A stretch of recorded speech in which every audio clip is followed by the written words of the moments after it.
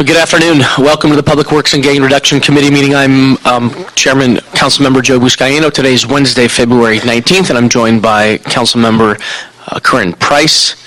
I have a number of public comment cards on item number 8. We'll run through the agenda, but we'll first take a general public comment. Do we have any individuals here for general public comment? No, Mr. Chair. Okay, with that, we'll close general public comment. I understand from Councilmember Tom LaBonge's office, we will continue item 2 on a date to be determined. Just work with his office, Michael, to reschedule item number 2. Unless there's any objection, we'll approve items 1, 3, 4, 5, 6, 9, 10, 11 on consent. I take that back. We're going to have to hear item 3 because I have one card on item 3. So we'll approve on consent items 1, 4, 5, 6, 9, 10, 11. Did you get that, Michael? Yes, Mr. Chair, I have items number 1, item number 4, 5, 6, 9, 10, and 11. On consent. On consent. Unless Approved on consent. we're good with that? So move. Okay, very good. So with that, we'll take item 3. If you can read that into the record, then I'll take the card. And that was for item number 3. For item number 3. Okay. Item number 3 is a report from the Bureau of Engineering relative to the vacation of an alley southerly of 8th Street between Ogden Drive and Genesee Avenue. Great. If I can call up Christopher Westhoff. Good morning, or good afternoon, rather. Yes. Thank you, Council Member. Sorry to mess up the consent, but there's one of the conditions on there that we had worked with the council office on getting condition number 5, which is the dedication of the 2.5 feet along Ogden Drive. This is a fully mature residential neighborhood with mature full trees. It literally has been dead-ended with barricades at the southerly terminus of it, where it terminates at Olympic Boulevard. And all we're asking the committee to do is that. I have an email that Renee Weitzer sent to Edmund Yu at the beginning of this process about a year ago, asking that, and Edmund couldn't get that accomplished at his level, and he said we need to do it at the committee. I had some communication with Ms. Weitzer via email, and they are supporting the vacation. It's a walkway that's never been improved, and all we're asking is that we could get condition number 5 on the dedication waived, and we're fine with all the other conditions. Okay. If I can bring up Mr. Yu. Then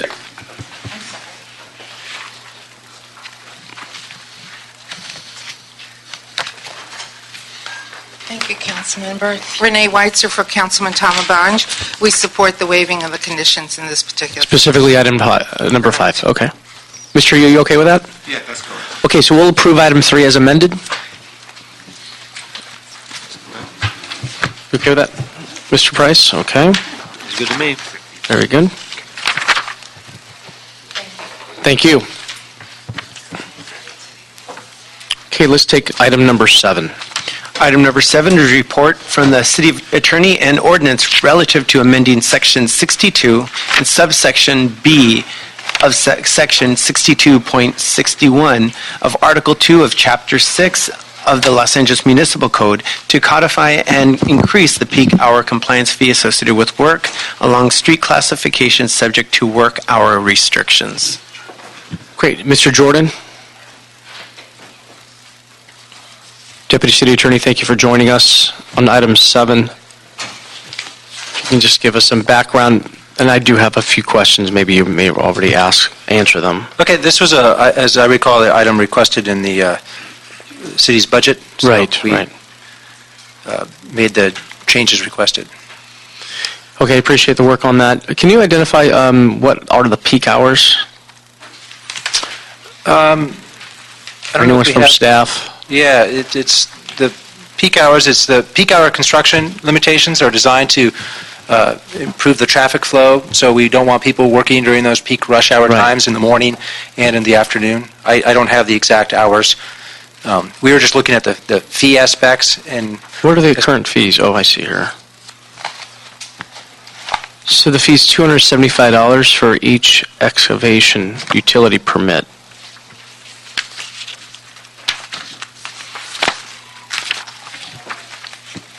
So are we increasing the fee, or what are we doing to the fee? there was we're codifying existing fees and also increasing the fees pursuant to the council's budget request. Increasing it to 275. Increasing it to 275? You know, I apologize. I actually came from a different meeting directly here. I believe that is the case. According to this, okay. And was the direction to increase the fee part of the adopted budget of this current fiscal year? Do we know? That is my understanding. Okay. And this was a direction, Dennis, correct me if I'm wrong, from the CAO's office, right? That we wanted to... They requested it. The request to be scheduled for this, okay. In light of preparing for the budget for next fiscal year. Mr. Price, any questions? No, Mr. Comments, Chairman, I don't. concerns? Okay, we have a motion to approve item 7. So move. Okay, we'll, without objection, we'll approve item 7 and send that to council. Thank you. Thank you, Mr. Jordan. Okay, item number 8. Item number 8 is a motion from Council Members Bonin and Buscaino relative to the procedures and possible actions for issuing contracts for tree trimming work and on what measures are in place to ensure trimming and pruning work done by contractors and permitted residents complies with the city's established street tree guidelines and policies. Thank you. This was the maker of the motion, Mr. Bonin. I was able to talk to him about this ongoing issue that he faces in his district. I know we have a number of speaker cards here. If I can invite Mr. Olive here from Street Services, or anyone from Street Services come forward. Is anyone here from Street Services? Anyone here from Department of Forestry? Bueller? Can you make calls, Michael, to the respective offices? I need someone from Street Services as well as the Urban Forestry Division. And as we're waiting for them to come forward, I will take your public comment cards. And I'll start with Mr. Bonner's office, David Graham Casso.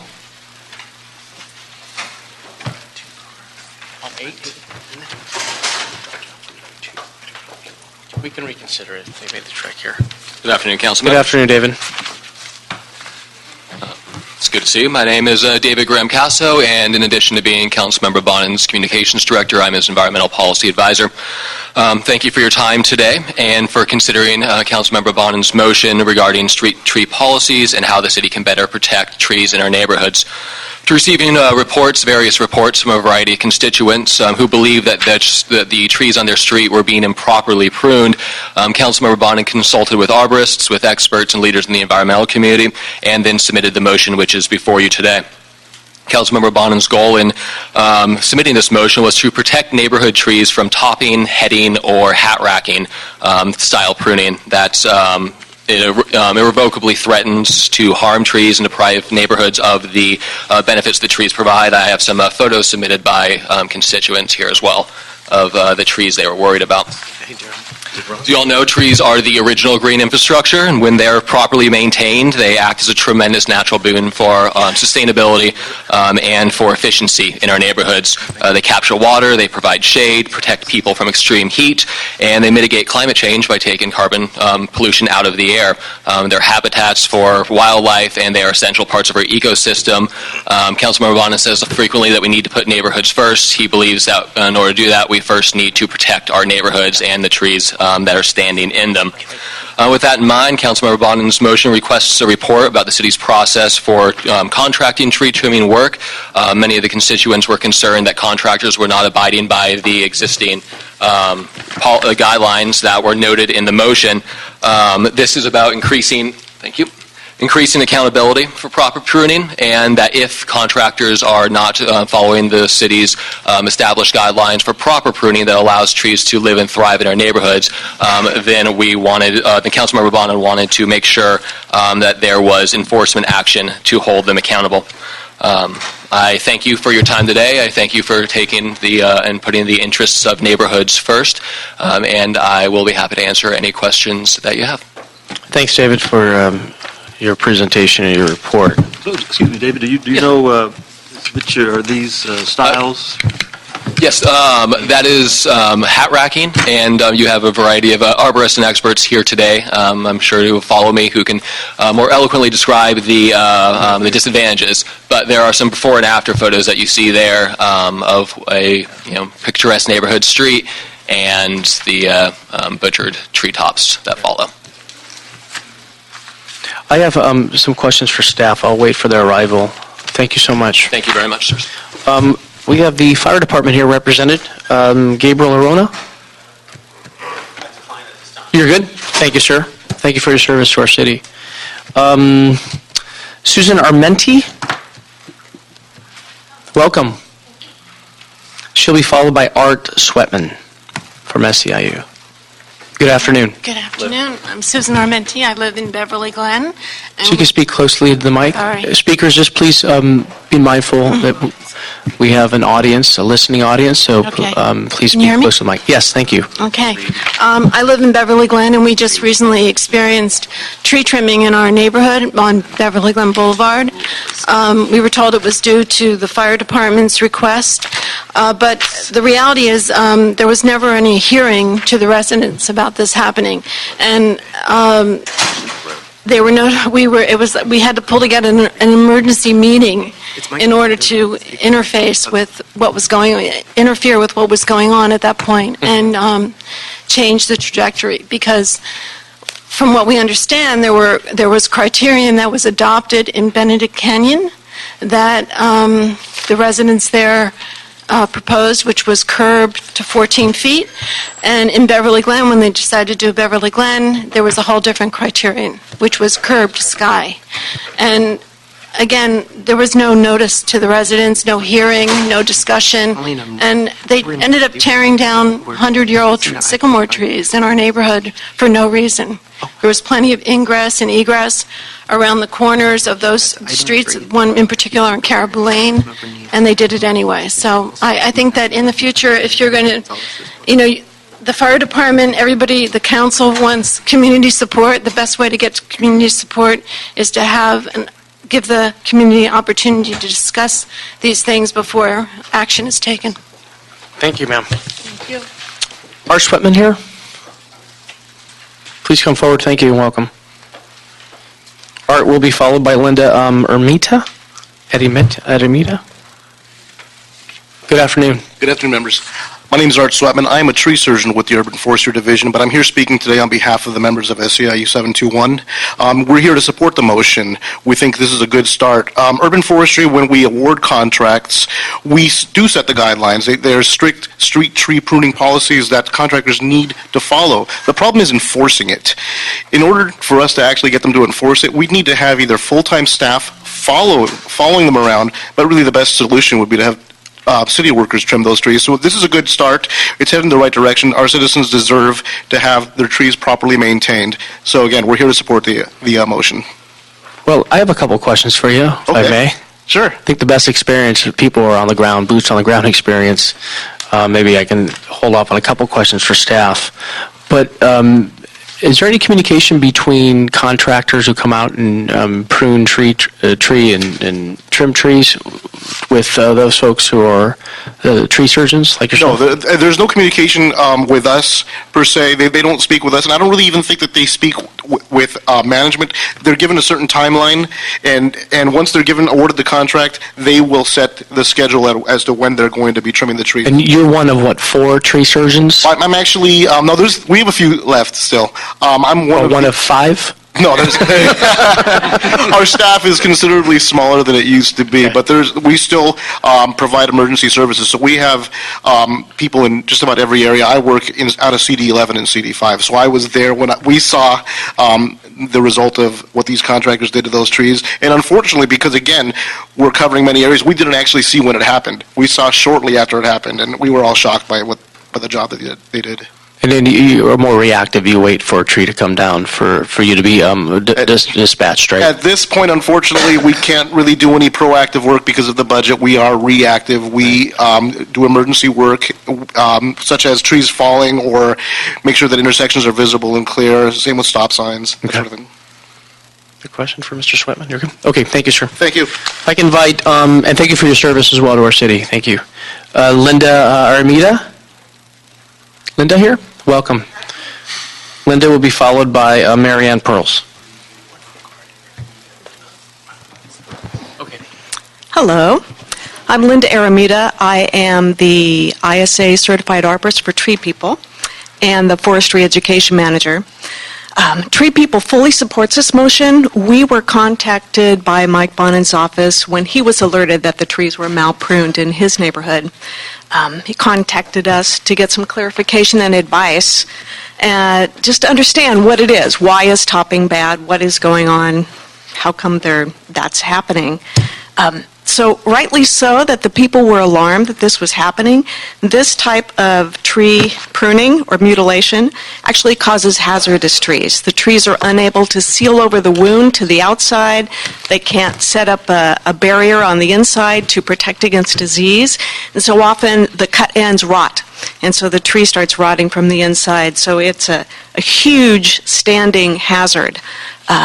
And the tree puts out multiple shoots from those cut ends, which are weakly attached. Again, it creates a really, really big hazard. Topping doesn't work, and it shortens the life of trees that have taken decades to get to their height. And not only are we seeing trees... Topping?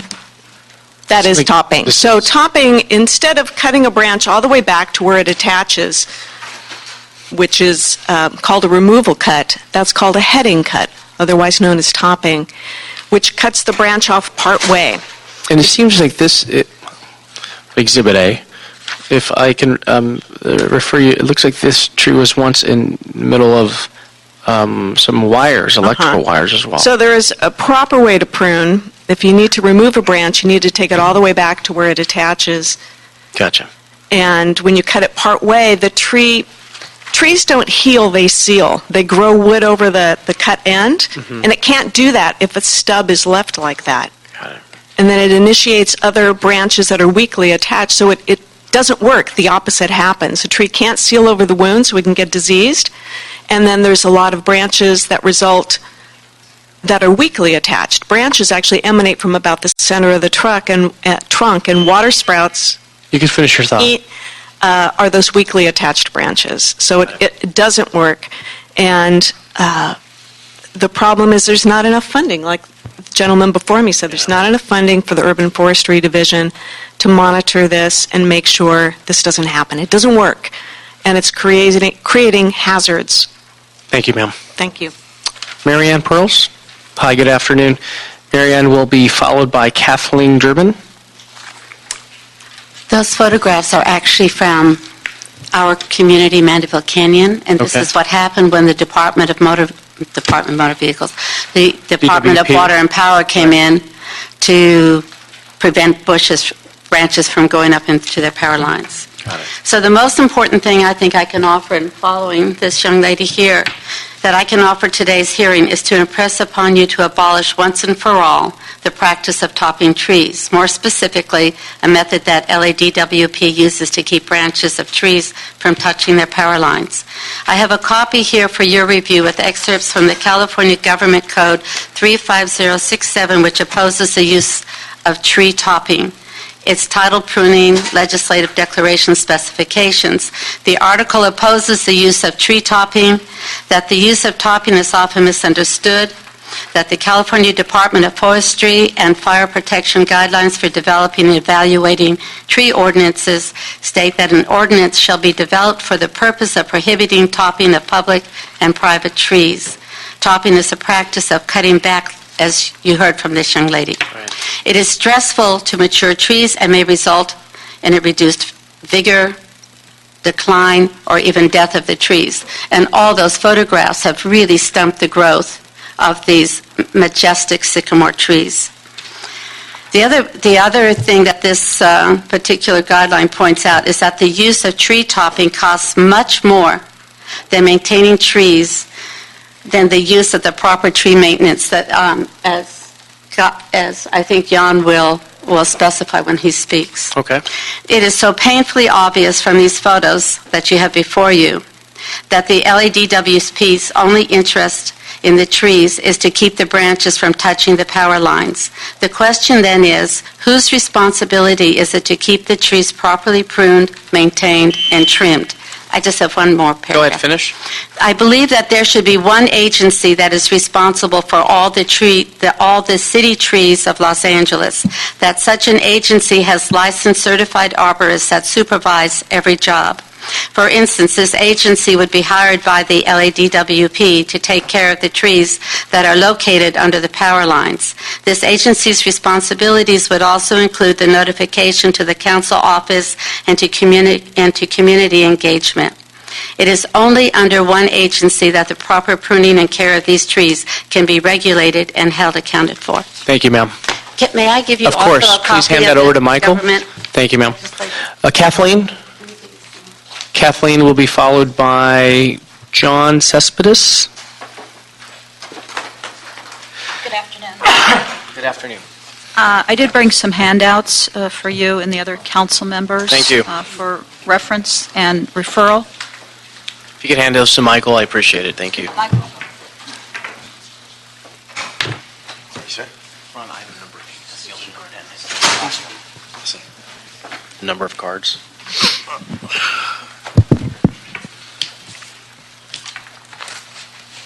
I am here today as the president of Mandeville Canyon Association to address our concern over the lack of proper policies that have allowed dozens of our trees to be completely ruined in our community.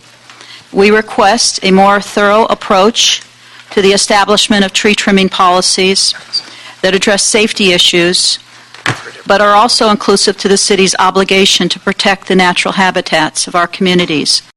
Mandeville Canyon Association represents more than 500 homeowners in our canyon. In all, there are over 1,300 homes in our community, represented by 3 homeowner associations. We speak as one voice on this issue.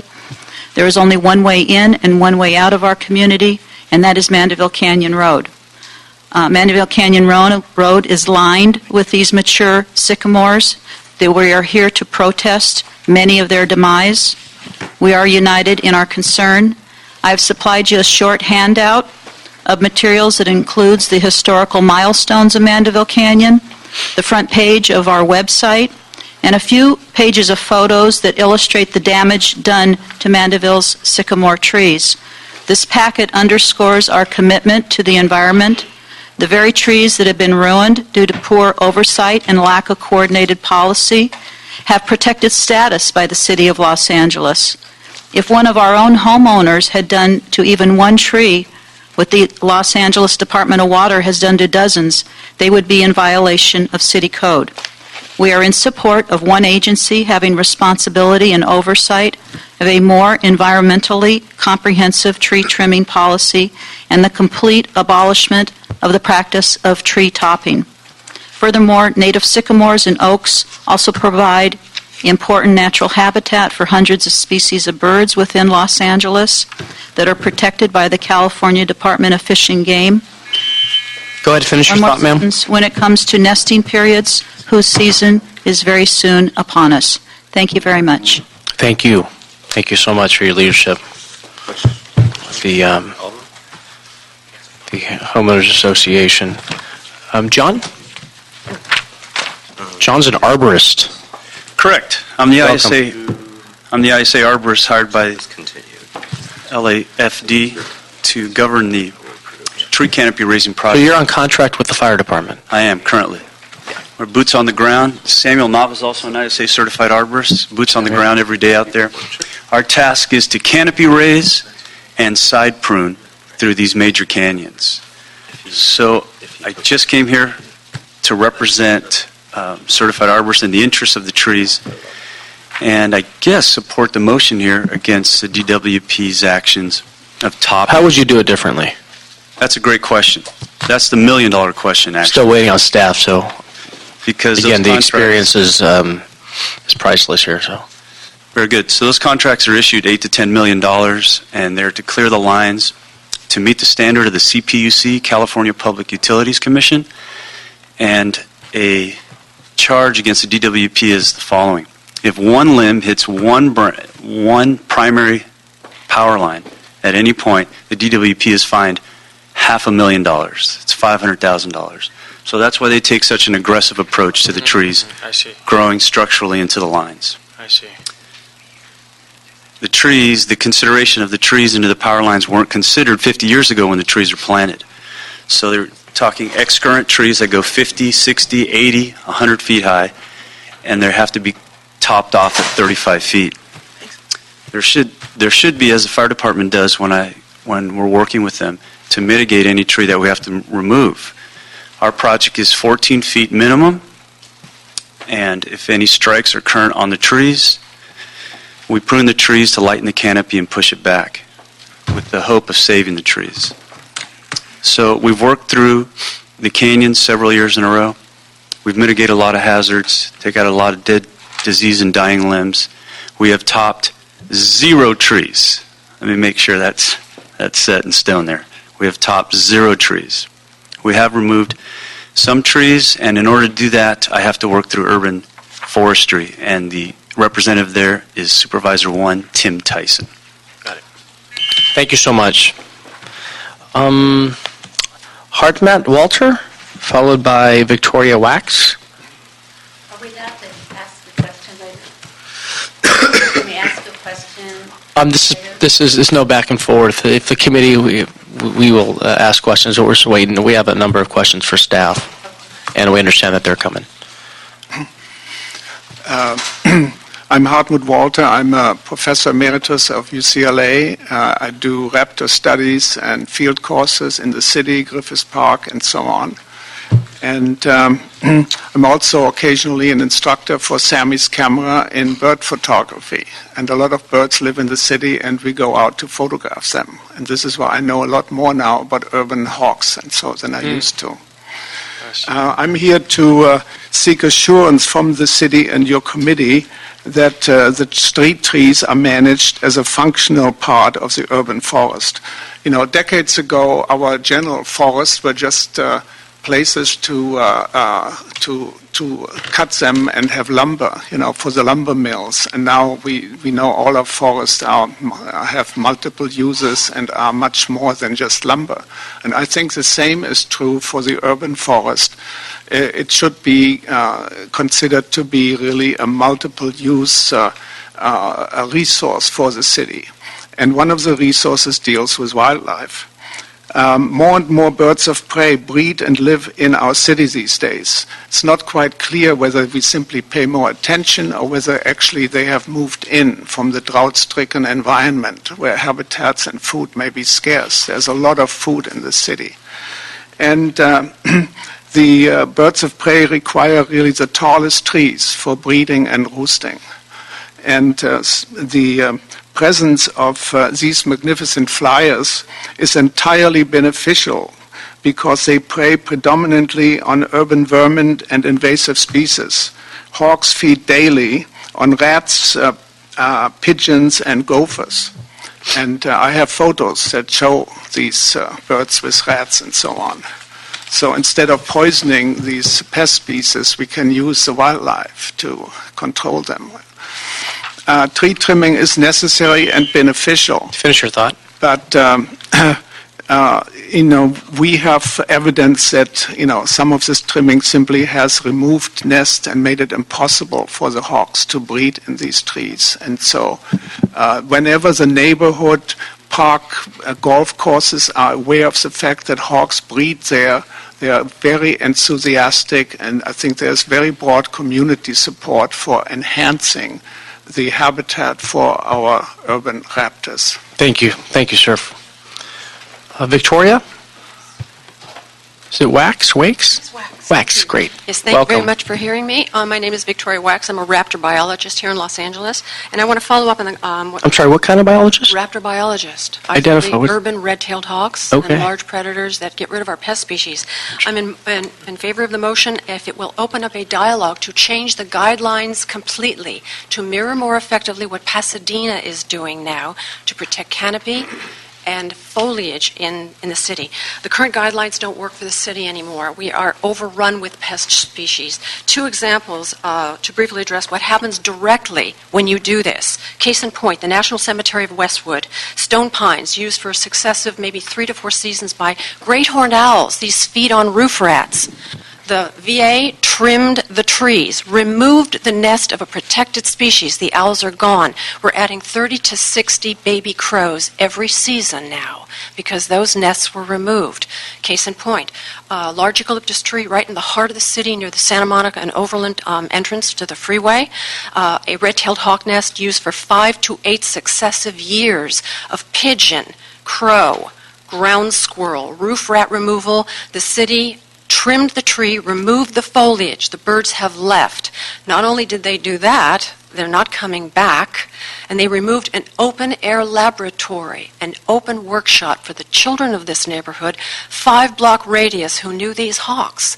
And as a result of this, we have lost an open-air laboratory that can tell the story a lot better than we can. The guidelines don't work anymore. They need to be broadened. The LA Audubon guidelines are the bare minimum that should be looked at. Nests need to be preserved so that we can get rid of some of these damn vermin, if you'll excuse my French. We don't need more No, rats. passion is good. We don't need any more rats. We don't need any more pigeons, and these guys take care of this. Also, they may have nowhere else to go because we've effectively removed their breeding from around there. These are animals that we want to keep. The guidelines need to be changed, and it's as simple as that. Thank you, ma'am. Donald Lowe's, is it? Donald will be followed by Tony Tucci.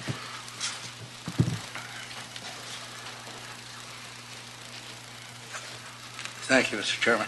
Thank you. Welcome. I'm Donald Lowe's. I live at 2037 Benedict Canyon Drive.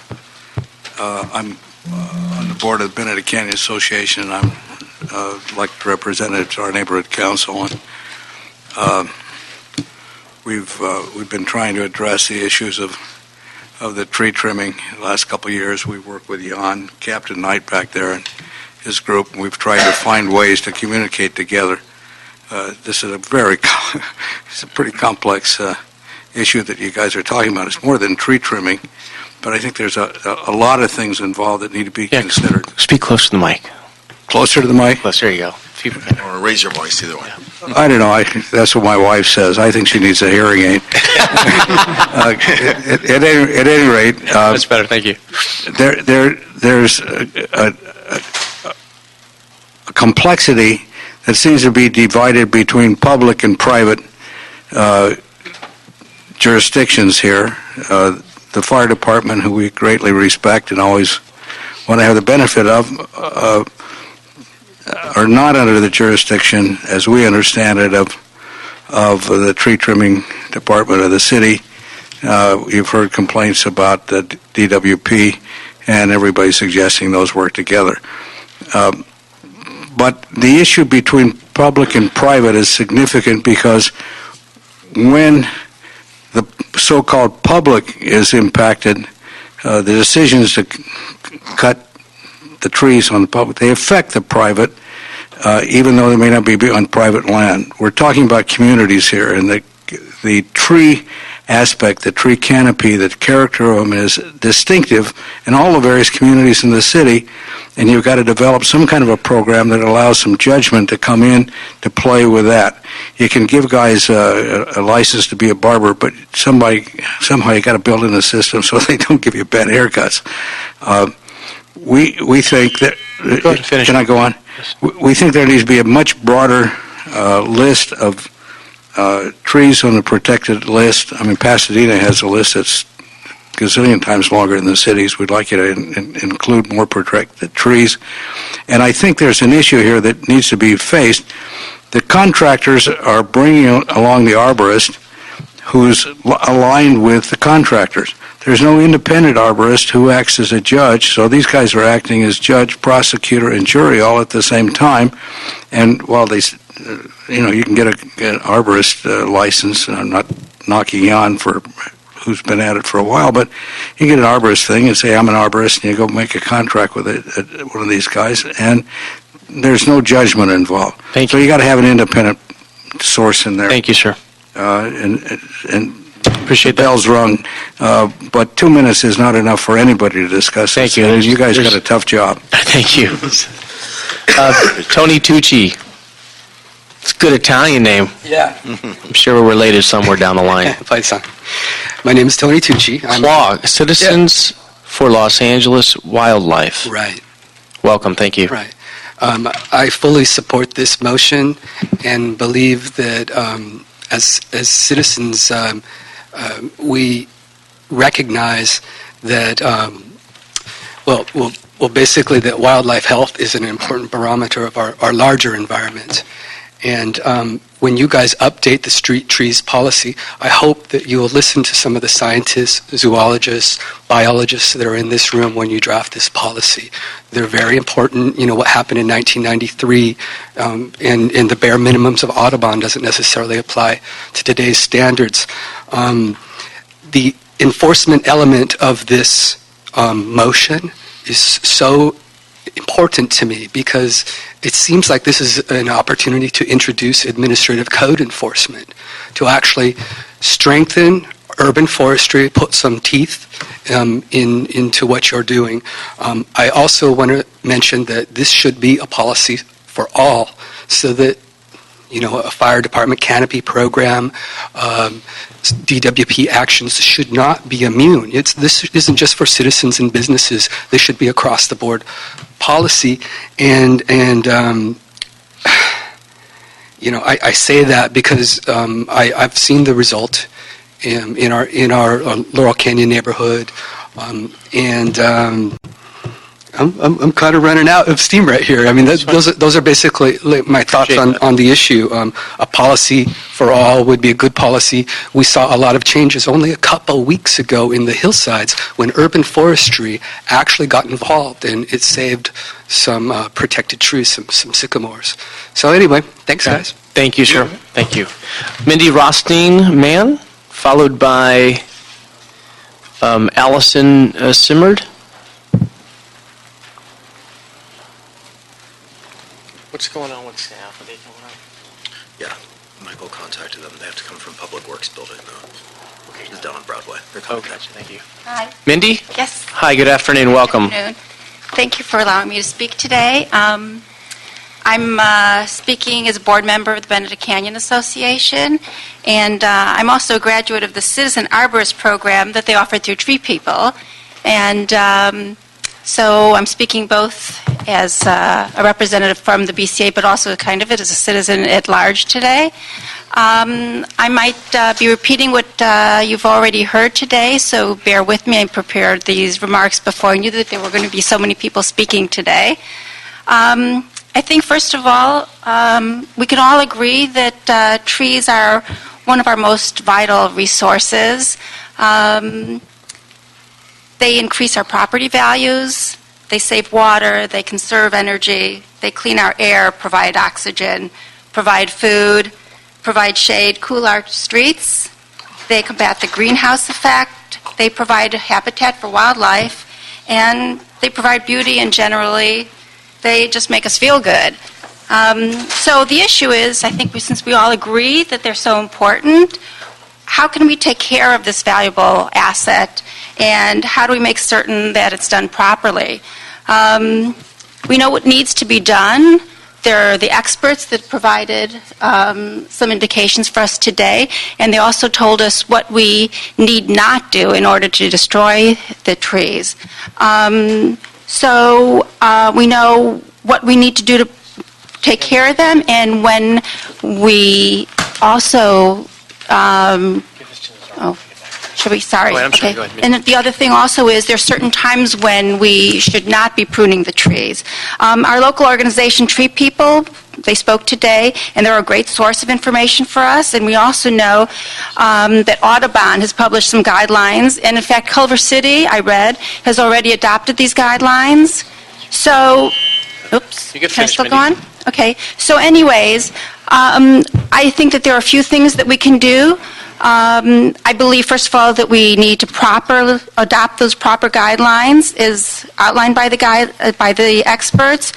And we need to make certain that we have oversight to make sure that the contractors that we hire do the work. And first of all, sorry, I got a little sidetracked here from my notes. Only licensed arborists should be hired, and most importantly, make certain that they're provided with these new guidelines and that they sign off on these guidelines. Make certain that they understand the ramifications if they don't comply. We need to make certain that there's notification. The whole purpose of this motion is to set Yes, those correct, guidelines. exactly. So, and then also that there's some kind of punishment if they don't comply. Got it. Once those trees are down, there's really nothing to take care of those trees. Thank you, Mindy. Thank you. Thank you, ma'am. Alison Simard, followed by our last speaker, Skip Haynes. Alison, welcome. Thank you so much. My name is Alison Simard, and I'm here on behalf of the Laurel Canyon Association, which I'm a board member, but I'm also chair of Citizens for Los Angeles Wildlife, where you heard Tony Tucci speak. We in Laurel Canyon, we regularly suffer down trees in windy seasons. We live in constant fear of fire, so no one more than our neighborhood, or as much as our neighborhood, understands the importance of tree maintenance. But we're here in complete support of this motion. We suffered, Laurel Canyon heritage tree population was greatly impacted more than a year ago when numerous trees were either entirely removed or significantly cut back in a manner that threatened their survival. As you can imagine, the work was controversial and many residents were upset.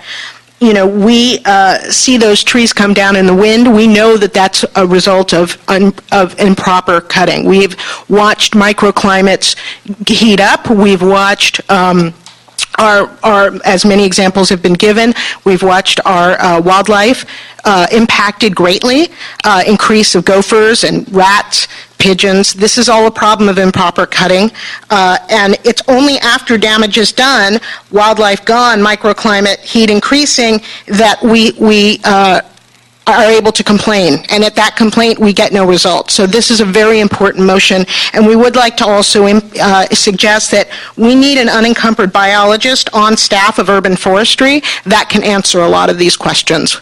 Good. Thank you. Thank you very much. Thank you, ma'am. Skip? For final speaker, then we'll have staff come forward.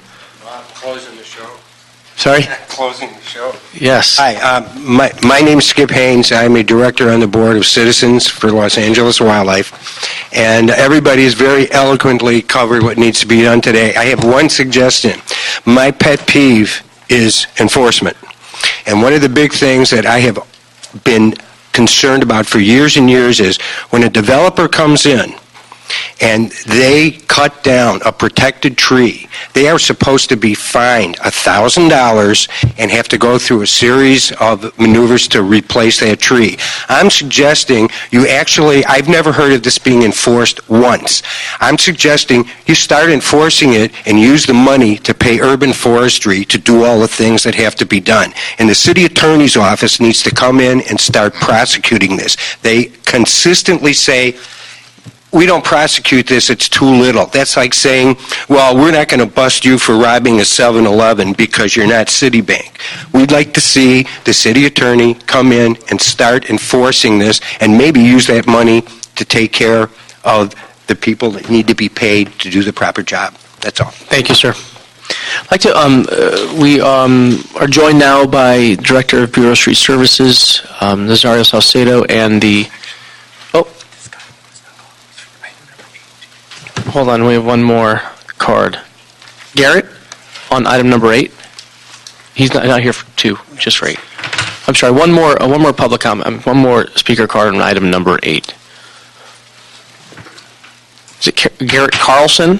Yes. Welcome. If you can hand that over to Michael, please. Thank you, sir. If I can get this back, that's my personal copy, but if you'd like me to peruse some of those pictures while I'm talking, Sure. that'll show you what's been going on. I'm a landscape architect, 40 years. I live in Benedict Canyon, so I'm part of the Benedict Canyon Association. The BCA was kind of notified what was coming by way of Laurel Canyon, so we did a little research and homework. This is some of the work done by the tree trimmer, John, who spoke earlier. Might I also point out that you can become an arborist with a weekend session. So just because you have an arborist license doesn't mean that you are a qualified arborist. And if you're working for the tree trimmers that are cutting the trees, I would say we should maybe eliminate that. Between the fire department and DWP, we're losing our environment. These big trees are getting hacked to death, and they're not being trimmed correctly, and they're being trimmed unnecessarily. So someone has to come up with some kind of a ruling to stop this, because before it's going to be too late. And cities such as Pasadena, Beverly Hills, they have huge, beautiful oak trees that they manicure and take care of. That's the value to their city. Our city, we're losing. I mean, we're in a battle that's going downhill fast. And these trees take 50 to 100 years to grow. And they're not a fire hazard if they're well taken care of. A sycamore tree has hundreds of gallons of water in it. It's one of the best things to plant to prevent a fire. So the idea of cutting it down is ludicrous to me. I mean, I've done projects over the years where I plant tons of sycamores and water-loving trees around homes, and it actually protects them from fires that go through. And I've been doing this in Malibu for years.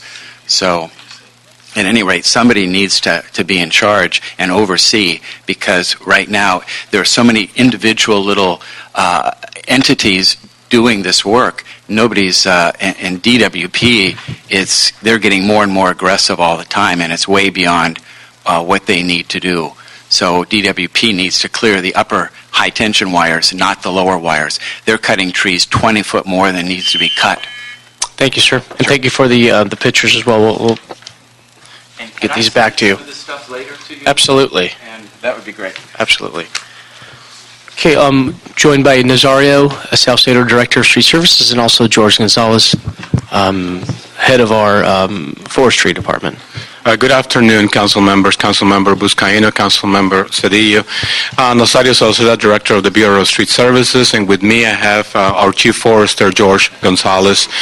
First and foremost, I want to thank the members of the community members for bringing these issues, because these are very, very important issues. As you all know, council members, the Bureau of Street Services mission is to preserve and maintain the urban forest in a healthy condition.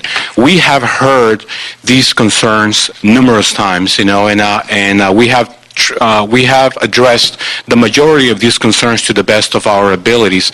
I just heard the last speaker's comments about the way certain departments trim trees, and while we all understand their mission to protect the safety of structures and humans, there's also a way to do it, by protecting the infrastructure, the nature of the tree, and more than anything, the future of our environment. In that respect, the Bureau of Street Services has taken the lead to reach out to the Fire Department and the Department of Water and Power to create a working group that will delineate different guidelines for the future. While we understand that preventing fires is top priority, there's always a way to do it, in a way that, we preserve as well the quality and the structure of the environment, in this case, of the urban forest. Unfortunately, I have to run to another meeting, council members, but George will be able here to explain to you in detail the efforts that we're making right now in trying to find the right mechanisms. I shouldn't use the word penalize, but to correct, the violations in terms of tree trimming being performed by contractors. We are reaching out to several municipalities to make sure that we apply best management practices more than anything, and more than anything to understand that, we want to create a mechanism in which, if you're going to trim trees in the city of LA, you have clear guidelines, delineations that will basically make you fully responsible and accountable for a violation in the rules issued and addressed by the International Society of Arboriculture. So And I understand it's hard to do that with the skeleton crew as well. Right. So I think this is another reason why we're setting motion on this and looking at the next fiscal year to see if we can address this. That is correct. That is another issue, but I think setting the proper guidelines for all the departments that perform tree trimming, I mean, these are policies that we all need to follow, not just the Bureau of Street Services, not just Rec and Parks, not just the zoo, not just fire department, but we all have to follow the same rules in order to protect the urban forest. So I apologize. You have to run. Thank you for being here and giving your thoughts on this motion. And I'll turn it over to George. And I have a series of questions. I'll turn it over to my colleague, Mr. Cedillo, if he has any questions, comments. Talk to me about how these contracts are awarded, specifically through the DWP, or both. Through DWP, we don't have jurisdiction over those. The ones that are approved by the Board of Public Works, they are, again, the low bidder. The Board of Public Works is one that selects the low bidder. Then they go through a process through contract administration to make sure that they have all their licenses, they meet their WBE, MBE, all those requirements. And once they meet those requirements, then the contract is awarded to the contractor. Then we meet with the contractor. We have a meeting in our office identifying which trees are going to be trimmed, how the trees need to be trimmed. They go out and inspect the trees. Then we have a follow-up meeting in the field, and we do what we call a sample trim. We let them know this is the way we want the trees trimmed, and usually, most contractors do comply. However, we do run into problems from time to time. And the policy or the procedures you just mentioned, does that also fall in line with DWP folks as well? No. Department of Water and Power has a different contracting process. I believe their contracting, we contract, So do their vendors talk to you? No. Well, that's part of the problem. That is part of the problem. Okay. Yeah, we actually have very little influence on Department of Water and Power when we have tried to communicate with them. Their stance is, their mission is to ensure that the power lines are maintained clear, and anything beyond that is not their responsibility. Okay, can I get from you the role of contract administration plays in this process? What role does Con Ed play here? Contract administration has a role in the beginning before the contract is let, and to make sure that all the documentation, their bonds are in order, that they have the proper licenses. Once all that is cleared, then their role is complete. Again, Con Ed does not play a role in DWP contractors? No. Okay. And what other city departments employs tree surgeons aside from DWP? Well, DWP obviously is a proprietary. Recreation and Parks, Harbor has some tree surgeons, and I believe the airport does as well. And do they talk to you? The Harbor, from time to time, yes, but not often. Recreation and Parks, we do but have... they do have this set of guidelines in front of them prior to going out to trim a tree. Yes. All the departments use the International Society of Arboricultural guidelines, but they are that, guidelines. They're not standards, so there is variation in how those are applied. And what legal actions do we have if the contract does not follow through with the guidelines? Well, we have different options. We can withhold payment particularly if work is not done. If work is not done appropriately or not done in a timely manner, where it gets a a little bit more difficult is when we're talking about aesthetics and percentages.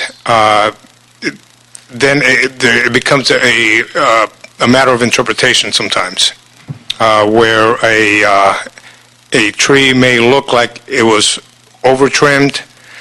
We bring that to the contractor's attention. They may say, well, there was dead decay, and once it's cut out of the tree, it's sometimes difficult to determine whether that was the case or not. Yeah. I see here also it's more of a public safety issue as well, where you have trees growing with among power lines, and of course DWP Fire Department are heavily concerned about making every effort to reduce or avoid a fire from taking place because the trees are growing among the power lines. But I see that, obviously these are issues here involving the Department of Water and Power, because these are the trucks that we're hearing from the public that are coming out and trimming these trees down and allegedly not following the proper guidelines. Go ahead. If I can interrupt you for a second. Yeah. Department of Water and Power and utility companies do follow a different set of guidelines. They are also set by the International Society of Arboriculture, but they're slightly different than your typical pruning. For line clearance, the guidelines are somewhat different. One last question. Would it make sense to consolidate all tree surgeons under the Bureau Urban Forestry Division? That has been discussed before, and there's certainly a lot of advantages to having a bureau like that.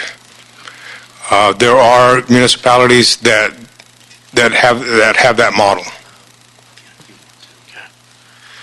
Mr. Cedillo. I'm good.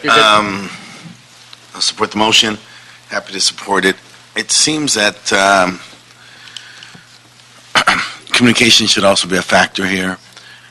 We have a public safety duty and obligation, and that's also competing with the other legitimate concerns that have been raised. And I think one of the challenges we have is that if people don't see that, people don't know that, people don't know the consequences, both in the real impact on public safety or also the impact, the financial impacts that have been articulated. I mean, those are paramount, and so we have to reconcile those two with the concerns that have been brought here today. Mm-hmm. Thank you, sir. David, from Mr. Bona's office, there are a lot of issues here surrounding the Department of Water and Power. Would you like to have this committee approve this item, or perhaps refer it to E&E committee to have DWP come forward? And I think the latter recommendation would be excellent. This motion was first made because of some of the trees that are appear in the photos that were in a residential neighborhood that was cut by a contractor. Since then, more recently, the Department of Water and Power issue has been raised a little bit more to the forefront. I think your line of questioning was exactly on the right track, and I think that would be a perfectly appropriate action. Because I know this is not only solely a DWP issue. This is, again, we're looking at a broad approach of all city departments, ensuring that they follow proper guidelines and also finding ways on the enforcement end to address this issue on the enforcement side. So we'll do just that. And so we'll we can move this to E&E, and can we still approve this in this committee and then also forward it to E&E? You got that, Michael? Well, right now, this is referred to our committee, so would you like to get another referral? Is that what you're saying? Yes. Right. Dennis Gleason, CD15 STEP. Councilman, you can, pursuant to one of the council rules, which I don't have in front of me, you can refer it to another committee for comment and then have it sent back to you. Let's do that. Let's hear from the Department of Water and Power, and we'll refer it to E&E. Hold it here, and then we'll get a report back from E&E. Great. Thank you very much, sir. Okay. And thank you to a number of the community members that were here and the organizations. I believe within the last hour, both Mr. Cedillo and Mr. Price and I are now certified arborists. It's incredible the wealth of knowledge that you brought with you. So we thank you for that. And George, thank you again for your report and being here as well. Thank you. So with that, I believe, Mr. Cedillo, do you want us to reconsider those consent items? Do we, staff want it? If he's fine, it just... You okay with that? Okay, so without objection, we'll approve item, Yes, all the items that we'll reconsider. Okay. With Councilmember Cedillo as part. Okay, fantastic. Of the recommendations. And so for item number 8, their official recommendation was to continue it. Continuous, yes, and refer it to E&E? Refer to E&E. E&E, and then they'll... For comment. Right, and then we'll wait for their report to us. Thank you. Thank you so much. Are we good, Michael? Yes. Okay, with that, today's Public Works Gang Reduction Committee meeting is now adjourned. Thank you. So I'm waiting for this. It doesn't come in. So I'm speaking. Energy and environment.